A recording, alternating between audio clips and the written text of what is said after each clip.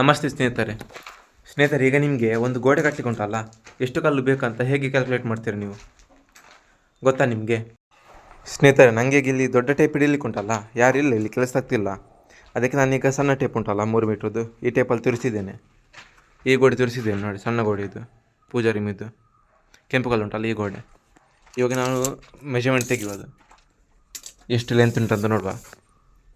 Length ಉಂಟಲ್ಲ 4.5 feet ಉಂಟು, ಅಲ್ಲಿಂದ ಇಲ್ಲಿಗೆ 4.5 ಫೀಟ್ ಉಂಟು. ಮತ್ತು ಇದರ ಹೈಟ್ ಎಷ್ಟು ಅಂದರೆ 7 ಫೀಟ್. ನಮಗೆ ಡಿ ಪಿ ಸಿಯಿಂದ ಲಿಂಟಲ್ ಬಾಟಮ್ಗೆ 7 ಫೀಟ್ ಉಂಟು. ಇವಾಗ ಕ್ಯಾಲ್ಕುಲೇಟ್ ಯಾವ ರೀತಿ ಮಾಡೋದು ಅಂದರೆ, ಸ್ನೇಹಿತರೆ, ನಮಗೆ ಈಗ ಗೋಡೆದು ಲೆಂತ್ ಉಂಟಲ್ಲ 4.5 ಫೀಟ್ ಮತ್ತು ಹೈಟ್ 7 ಫೀಟ್ ಬಂತು, ಒಟ್ಟಿಗೆ 31.5 ಸ್ಕ್ವೇರ್ ಫೀಟ್. ಮತ್ತು ಒಂದು ಕಲ್ಲಿದ್ದು ಸೈಜ್ ಎಷ್ಟು ಅಂತ ನಾನೊಂದು ಶಾರ್ಟ್ ವೀಡಿಯೋ ಮಾಡಿ ಹಾಕಿದ್ದೇನೆ, ಅದರಲ್ಲಿ ನೋಡಿ. ನಾನೀಗ ಮಾಡ್ತಾ ಹೋಗ್ತೇನೆ. 1.12 ಇಂಟು 0.62. ಇದೇನಂದರೆ ನಾನು ಫೀಟಲ್ಲಿ ಮಾಡಿದೆ. ಫೀಟಲ್ಲಿ ಮಾಡುವಾಗ ಇಷ್ಟು ಬರ್ತದೆ ನಿಮಗೆ.